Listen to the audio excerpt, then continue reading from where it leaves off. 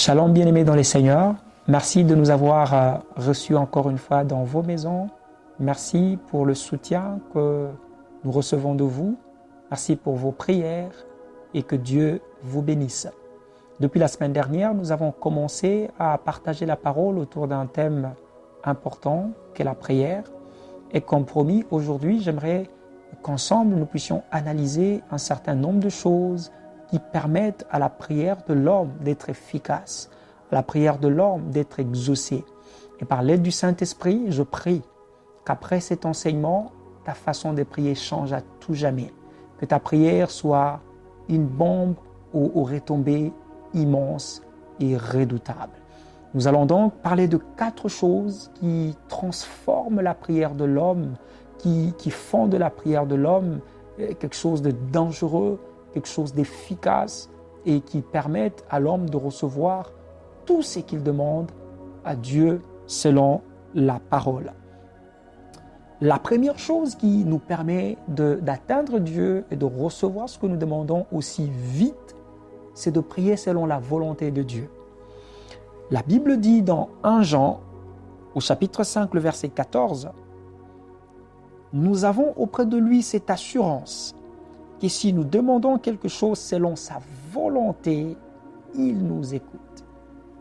Et si nous savons qu'il nous écoute, quelque chose que nous demandions, nous savons que nous possédons la chose que nous lui avons demandée. » Et quand nous lisons Romains 12 au 2e verset, la Bible dit « Ne vous conformez pas au siècle présent, mais soyez transformés par le renouvellement de l'intelligence, afin que vous discerniez quelle est la volonté de Dieu. » Et Paul souligne, dit « Ce qui est bon, agréable et parfait. » Ces 2 passages, vous verrez avec moi, qui parlent de la volonté de Dieu. L'un dit « Si nous demandons quoi que nous demandions à Dieu, selon sa volonté, nous le recevons. » Oh, que c'est merveilleux de recevoir cette assurance de la parole du Seigneur.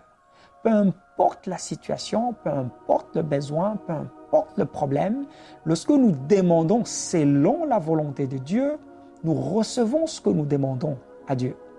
Mais bien souvent, enfants de Dieu, il nous est difficile de discerner quelle est la volonté de Dieu. Cela est une question de beaucoup d'analyse, beaucoup de questionnements. C'est quoi la volonté de Dieu? Et beaucoup d'idées surgissent de partout autour de cela. Mais la Bible est claire sur ce qu'est la volonté de Dieu. Dieu nous révèle sa volonté chaque jour, dans notre conscience, dans sa parole, dans la nature. Et Paul nous donne 3 petites clés qui pour moi sont très importantes pour que l'homme apprenne à discerner aussi rapidement la volonté de Dieu. La Bible dit « Soyez transformés par le renouvellement de l'intelligence afin que vous discerniez quelle est la volonté de Dieu. » Et il répond, Paul, et dit « Ce qui est bon, agréable et parfait. » J'aimerais donc te dire que lorsque ta prière sera caractérisée par ce qui est bon, ce qui est agréable et ce qui est parfait, ta prière sera une prière faite selon la volonté de Dieu et elle sera exaucée. Le bon fait allusion à tes motivations, l'agréable fait allusion à ta foi et le parfait fait allusion à ton amour. C'est donc aussi simple que ça, enfant de Dieu. Fais que ta prière soit caractérisée par la bonne motivation, qu'elle soit une prière de foi et qu'elle soit caractérisée par l'amour, Dieu exaucera ta prière. Souvent nous prions et la Bible dit que nous ne recevons pas parce que nous prions pour satisfaire nos passions. Nous prions pour de mauvaises motivations. Et Dieu n'exauce pas une prière fondée sur des mauvaises motivations. Dieu n'exauce pas une prière sans foi. Dieu n'exauce pas une prière caractérisée par le manque de l'amour. Ces 3 choses, lorsqu'elles seront présentes dans nos réunions de prière, dans nos moments de prière, le Seigneur exaucera du haut des cieux nos prières, quoi que nous puissions demander. La deuxième chose qui fait que la prière d'un homme soit exaucée, c'est sa justice. Une prière faite par un juste. La Bible dit dans Jacques au 5e chapitre, le verset 16, la prière d'un juste est d'une très grande efficacité. lorsqu'un juste demande, les ciels accordent. Lorsqu'un juste demande, Dieu donne. Il est donc important pour nous, enfants de Dieu, de vivre dans la justice, d'être juste. Et la justice de l'homme est considérée sous double aspect. Le premier aspect, c'est la justice de l'homme envers Dieu. C'est en fait le fait de se positionner selon la volonté de Dieu dans sa façon de vivre, dans son mode de vie, dans ses actes de chaque jour. Lorsque nous nous positionnons, nous nous alignons par rapport à la volonté de Dieu, nous sommes justes face à Dieu. Mais aussi, c'est cet état d'un homme qui se met face à Dieu dans un état d'entière dépendance et de soumission totale. Pendant que tu vis, pendant que tu travailles, tu te soumets totalement à Dieu, tu t'abandonnes totalement à Dieu et tu fais selon sa volonté, selon sa loi, selon ses préceptes et selon ce que Dieu demande. Mais aussi, il ne faut pas négliger le deuxième aspect de la justice de l'homme, c'est qui est la justice de l'homme par rapport à l'autre, par rapport à son semblable, par rapport à ses proches. Il est important donc, enfant de Dieu, d'être juste face à ceux qui sont face à nous. Et la justice de l'homme envers l'homme, c'est justement ce que moi j'appelle le fait de pratiquer la volonté de Dieu sur la terre. Le fait de saisir cette occasion que Dieu nous donne de vivre sa volonté et de la partager avec nos semblables. C'est être bon avec les autres, être impartial avec nos proches, avec nos semblables. Et ça, c'est important. Vous savez, il y a beaucoup d'enfants de Dieu qui font beaucoup d'efforts à être justes à l'égard de Dieu, mais qui ne font pas d'efforts à être justes à l'égard des autres. La Bible dit, enfant de Dieu, comment diras-tu que tu aimes Dieu que tu n'as jamais vu si tu n'aimes pas celui qui est à côté de toi? Comment diras-tu que tu es juste envers Dieu si tu n'es pas juste envers celui qui est en dessous de toi? Comment veux-tu être juste envers Dieu si tu n'es pas juste envers tes subalternes au travail, envers des gens qui travaillent pour toi, envers des gens qui sont en face de toi? Dieu nous appelle à la justice face à nos amis, à nos frères, bref, à tous les humains en face de nous. Et quand un juste prie, j'ai toujours dit aux enfants de Dieu, la prière du juste, elle est dangereuse. Parce que la prière du juste, elle a la possibilité d'atteindre Dieu et de secouer Dieu. J'aime bien ces livres que je vous recommande d'ailleurs du docteur Jean-Jacques Badidi qui dit « Dieu ne réagit pas à la prière, Dieu réagit à la relation ». Lorsque le juste prie, les trônes de Dieu bougent. Ce n'est pas seulement à cause de mots qui sortent de sa bouche, mais la relation qu'il a avec Dieu impose à ce que Dieu s'élève de son trône et qu'il fasse quelque chose. Oui, j'aime ça. Dieu ne réagit pas à la prière. Dieu réagit d'abord à la relation. Et lorsque le juste demande, même quand il ne parle pas bien français, même quand il parle bien anglais, même quand il ne connaît pas, même quand il n'est pas allé à l'école, si c'est un juste qui demande, Dieu s'élève de son trône et Dieu agit. Je nous invite donc à vivre dans la justice par rapport à Dieu, mais aussi par rapport à nos semblables. La troisième chose qui fait que la prière d'un homme atteint Dieu et qui reçoive un retour du ciel, c'est de prier avec intelligence. C'est important, enfant de Dieu, de prier avec intelligence. J'aimerais nous inviter à lire rapidement 1 Corinthiens au chapitre 14. 1 Corinthiens chapitre 14, le verset 15. Paul dit « Que faire donc?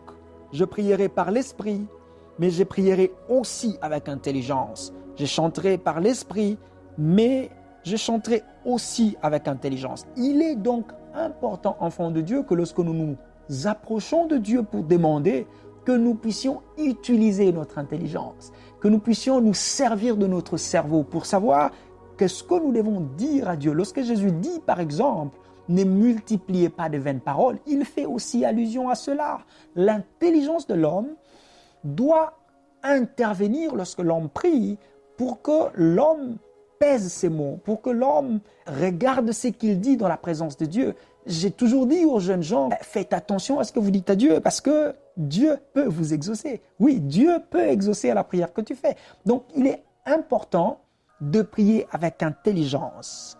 de prier avec, si je peux le dire, stratégie, de savoir choisir, trier ses mots. C'est important de faire intervenir ton intelligence si tu veux recevoir une réponse de Dieu. Écoutez, je vais vous dire 2 choses là-dessus et j'espère que ça va nous aider à changer notre façon de prier. J'ai compris que la prière exaucée était simplement la parole qui vient de Dieu et qui revient à lui. Lorsqu'un homme prie avec intelligence, il est donc capable de prendre la parole qui vient de Dieu, qu'il a reçue de Dieu, et la lui remettre. C'est une stratégie qui marche à tous les coups. La Bible nous dit dans Jérémie au premier chapitre, au 12e verset, que la parole de l'Éternel ne retourne à lui sans avoir accompli son objectif. Lorsque Dieu dit quelque chose, sa parole ne lui retourne pas avant d'atteindre la cible. Il est donc clair que lorsqu'un homme intelligent récupère une parole de la bouche de l'Éternel, lorsque tu la lui renvoies, tu provoques un miracle brutal, brisque et rapide. Parce que la parole de Dieu ne peut lui revenir sans accomplir son objectif. Je nous exhorte donc à agir avec intelligence. Qu'est-ce que Dieu t'a dit? Tu possèdes la parole de Dieu, tu vis avec la parole de Dieu, tu te réveilles avec la parole de Dieu. Agis intelligemment, récupère cette parole, ramène-la à Dieu. Je te rassure que cette parole ne rentrera pas vers Dieu avant d'accomplir ce qu'elle est venue faire. Bien souvent, nous vivons avec la parole de Dieu et sans intelligence, nous restons avec ses promesses, nous vivons avec ses promesses, nous vieillissons avec ses promesses, alors que la Bible nous dit qu'une parole ne peut lui revenir sans accomplir. Je te mets donc au défi. Agis avec l'intelligence, récupère toutes ces promesses que Dieu a déposées dans ta vie, ramène ces promesses vers lui et tu verras des choses commencer à se faire. Parce que sa parole ne peut lui revenir sans avoir accompli son objectif. Mais aussi, prier avec intelligence, c'est connaître ses défis. C'est prier de manière consciencieuse, de manière à peser ce mot. Vous savez, bien souvent, nous sommes devant Dieu. Tu entends la prière de quelqu'un qui a besoin de l'intervention de Dieu. Tu sens qu'il ne pèse même pas ce mot. Il ne sait pas ce qu'il dit à Dieu. Il dit un mot parce que ça sonne bien, parce que l'autre le dit bien souvent. J'aime bien comment il prie, je vais emprunter ces mots. Ce n'est pas mauvais. Mais est-ce que tu peux parler à Dieu déjà dans la langue que tu maîtrises le mieux, avec les mots que tu maîtrises le mieux? Tu dois apprendre à savoir peser ce que tu dis à Dieu toi-même.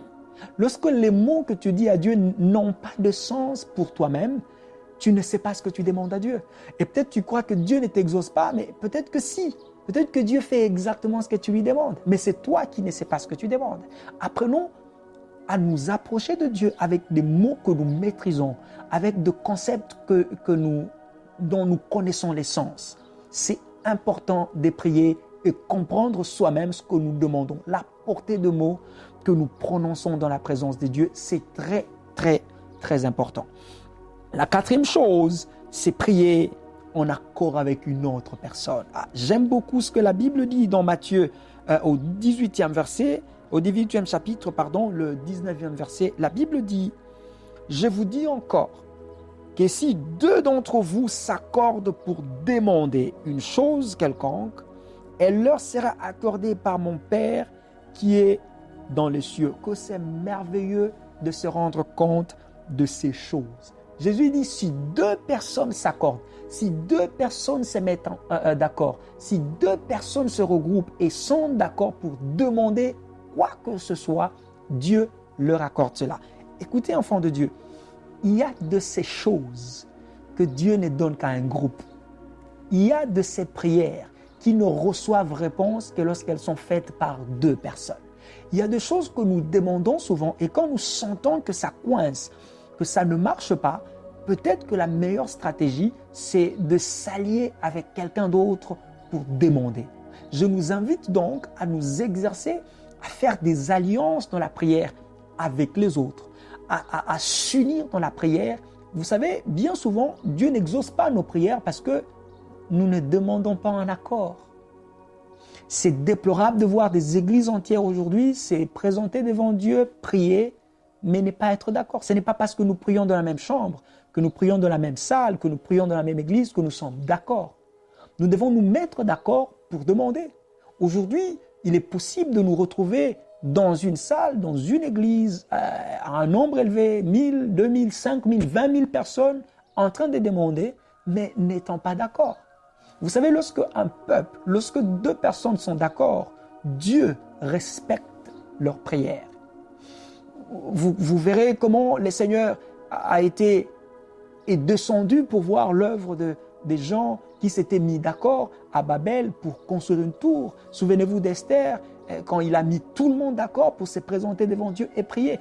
Lorsqu'un peuple, lorsqu'une famille, lorsqu'un groupe de gens se mettent d'accord, j'insiste sur le mot d'accord, pour demander quelque chose, Dieu exauce la prière. Nous devons donc faire attention quand nous nous présentons en groupe pour prier. Nous pouvons prier ensemble, mais ne pas être d'accord. Nous devons donc nous mettre d'accord sur un certain nombre de choses et ensuite aller pour prier. Mais souvent, nous prions pour être d'accord, mais nous ne sommes pas d'accord pour prier. Et c'est très différent. Chacun vient devant Dieu et nous demandons, c'est une bonne chose, mais si nous nous mettons d'abord d'accord avant de prier et que nous prions étant d'accord, l'Éternel, notre Dieu, exauce notre prière. Et vous savez que le fait d'être d'accord, c'est cet état qui résulte d'une communauté de pensée et de sentiments. Nous devons donc penser de la même manière et trois choses très importantes doivent entrer en jeu pour que deux personnes soient d'accord. Déjà, c'est une unité de pensée, c'est une unité de langage et une unité d'objectif. Nous devons penser de la même manière, nous devons parler de la même manière, nous devons avoir le même objectif. Pourquoi nous demandons? Qu'est-ce que nous demandons? Comment nous le demandons? Nous devons donc parler, nous devons discuter et dire nous allons prier pour ça. Nous allons demander ceci à Dieu. Et lorsque nous le faisons étant d'accord, l'Éternel nous accorde ce que nous demandons. Parce que, vous savez, la prière d'accord est une prière qui touche le cœur de Dieu parce qu'elle implique un certain nombre de choses. Déjà, elle implique de l'humilité, elle implique que certaines personnes acceptent de se rabaisser, acceptent de considérer l'autre ou les autres, acceptent de demander pour les autres. Donc, ça implique de l'humilité, de l'amour, mais aussi de la disparition de l'égoïsme. C'est-à-dire qu'un certain nombre de gens qui se mettent ensemble et disent « nous devons prier, nous voulons prier pour ceci ». Ils acceptent qu'ils peuvent prier l'un pour l'autre. Vous savez, bien souvent dans l'église, il y a des gens qui sont tellement orgueilleux qui pensent que moi, quand je demande, Dieu exauce. Oui, c'est vrai, mais il y a un certain nombre de choses que Dieu n'accorde qu'à deux personnes. Mettez-vous ensemble, mettez-vous d'accord, priez. Dis, mon frère, j'aimerais que tu pries pour moi. Faites des alliances dans la prière. Vous savez, aujourd'hui, même les nations devaient nous enseigner. Les nations font des alliances, des gouvernements font des alliances pour atteindre des objectifs. Faisons des alliances dans la prière. Approche-toi de ton frère. Fais une alliance. Dis, mon frère, j'aimerais qu'on s'approche de Dieu pour demander ceci. Il y a des choses, quand vous les demandez à Dieu, étant d'accord ensemble, l'Éternel vous les donne. Parce que quand vous vous mettez d'accord, comme je l'ai dit souvent tantôt, vous prouvez à Dieu votre humilité. Vous prouvez à Dieu que vous avez de l'amour pour l'autre. Mais vous prouvez à Dieu aussi que vous n'êtes pas égoïste. Que vous ne vous approchez pas de lui seulement pour vous, mais que vous pouvez le faire pour l'autre. Que vous pouvez le faire pour le bien de l'autre. Que vous pouvez considérer que le besoin de l'autre est aussi important. Et il est donc très important de savoir faire des alliances dans la prière. Mais aussi apprendre à prier avec des personnes qui acceptent de prier avec vous et qui acceptent d'être d'accord avec vous. Souvent, on prie ensemble, même dans un couple, dans une famille. Nous prions ensemble, mais nous ne sommes pas d'accord. Et c'est peut-être ça le problème. C'est peut-être pour cette raison que l'Éternel n'exauce pas notre prière, parce que nous ne sommes pas d'accord. L'un prie pour prouver à l'autre, l'un prie pour montrer qu'il est beaucoup plus aimé, que Dieu peut exaucer sa prière mieux que celle de l'autre. L'un prie pour que Dieu lui donne et qu'il prouve que lui aussi peut faire. L'un prouve pour que l'autre perde.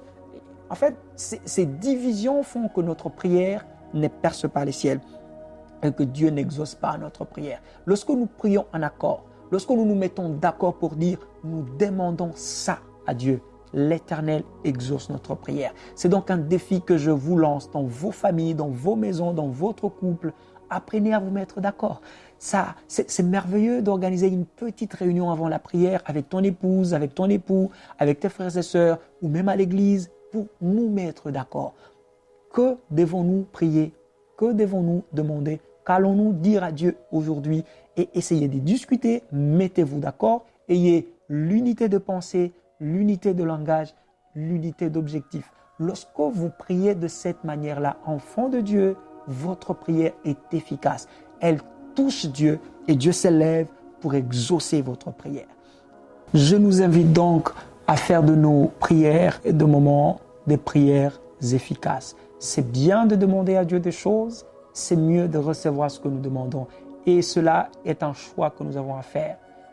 Je vous invite donc à mettre en pratique ces choses, à faire attention à comment nous nous approchons de Dieu pour prier, à ce que nous disons à Dieu quand nous prions, mais aussi à comment nous vivons notre relation avec Dieu, mais aussi avec nos semblables.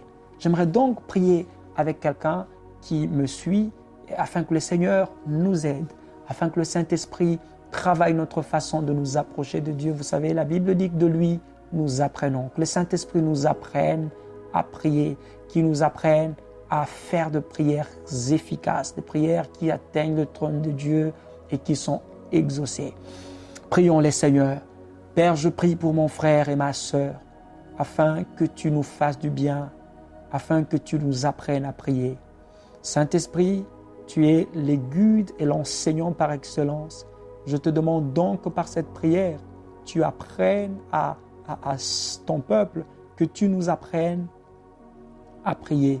Mets des mots justes dans nos bouches.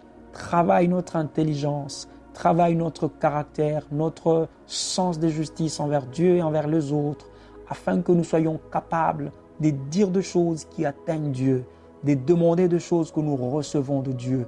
Permets-nous aussi de nouer de bonnes alliances, de prier avec de bonnes personnes, de nous mettre d'accord avec ceux qui sont autour de nous pour nous approcher de notre Père, demander et recevoir. Merci de ce que tu nous exauces. Merci de ce que tu le fais. Au nom de Jésus. Amen. Merci beaucoup pour votre temps. Je vous demande donc d'aimer, de partager, de vous inscrire à notre page YouTube. Et pour ceux qui veulent nous contacter, vous avez nos adresses email ou encore nos comptes Facebook. Écrivez-nous et nous serons très heureux de répondre à vos questions. Que Dieu vous bénisse.